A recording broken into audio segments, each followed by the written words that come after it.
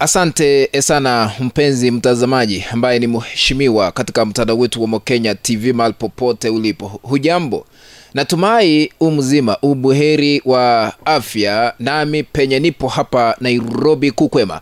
Karibu katika uchanganuzi wa siasa ili nikueleze vile mambo yalivyo, kisha baadaye nitakuwa na yachanganua moja kwa moja. Naomba tu uweze kunifuatilia maana hii kana naileta chini ya dakika 10.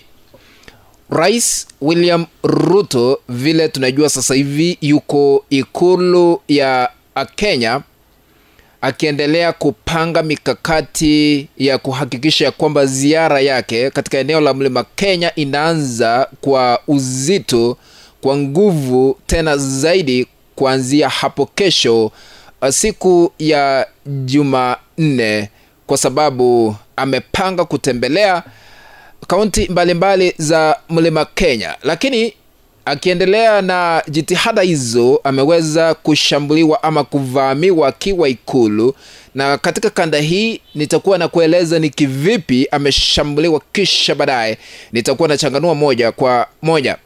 Kabla niendelee, kuna kanda naomba kuiweka hewani tusikize vile mambo yalivyo kuhusiana na William Ruto ambaye rais, kisha baadaye nitakuwa na changanua moja kwa moja. Lakini kabla niweke hiyo kanda, na kuomba tu unyenyekevu na heshima kubwa utupe a like katika kanda hii, ukipenda a thumbs up, na ikiwa hauja subscribe kuna kitufe hapo chini kimeandikwa subscribe. Bonyeza hicho kitufe ili kuwa subscribed, na kadi weke kuna kengele. Bonyeza kengele ili kupata kanda zote pindi tu tunapozungua katika mtandao huu wa Mokenya TV, maana utakuwa unapokeza notification ya kufahamisha kwamba Mokenya TV amekuweka kanda mpya ambayo inastahili kutazama. Sambaza hii kanda kwa moja ama 2 3 katika mtandao wa WhatsApp. Asante kwa kutii ombi langu na karibu ni kufahamishe zaidi. Rais William Ruto akiwa ikulu kupanga mikakati vile ziara itaanza hapo kesho siku ya Jumanne katika eneo la Mlima Kenya. Aliyekuwa naibu rais Rigathi Gachagua amemvamia, amemshambulia kivipi? Anasema ya kwamba tangu Ruto achaguliwe kuwa rais hajafanya chochote katika eneo la Mlima Kenya, na hakuna mradi hata mmoja ambao ameanzisha. Madai hayo ni yake, na amezungumza leo akiwa katika kaunti ya Kiambu. Tusikize Rigathi Gachagua, nikirudi nitakuwa na changanua. Sisi tunataka kumwambia William Ruto, wewe unakuja hapa Mlima Kenya ukuwe mtu ya kuongea ukweli. Project zile zote ziko hapa katika mlima ni zile zilianzishwa na Rais Uhuru Kenyatta. Hakuna project hata moja yako. Kwa hivyo wewe ukija hapa useme project umefanya ni gani? Zile project ziko ni za Uhuru Kenyatta, umekataa kumaliza. Lakini usikuje kudanganya watu ya Mlima Kenya. Ati leo jioni ameita Inoro na Kameme akuje kudanganya nyinyi. Mutamusikiza? Ni modo wa maheni katu wa maheni. Nwa maheni katu wa maheni. Watu wale orahenagia leo sharia ndigo ingo shangwe kata. Mmesikiza hiyo sauti ni ya Rigathi Gachagua vile anadai yeye mwenyewe. Now, I want to put this into perspective so that we can understand the context that is within his sentiments. Rais William Ruto ataanzisha ziara yake eneo la Mlima Kenya hapo kesho.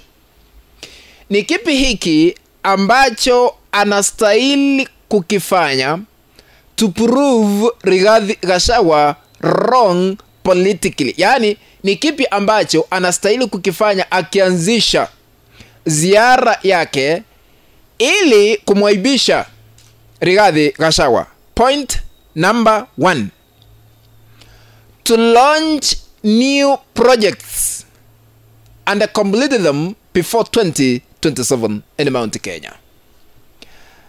Yani najaribu kusema ikiwa Ruto anataka kumwaibisha aliyekuwa naibu wake Gachagua, ahakikishe ya kwamba akienda kufanya ziara kule eneo la Mlima Kenya aanzishe miradi mipya peke yake, aachana na existing projects, na ahakikishe miradi hiyo imekamilika kabla ya 2027 to prove Rigathi Gachagua wrong politically kwa sababu yeye ndiye ameweza kudai kwamba hajafanya chochote.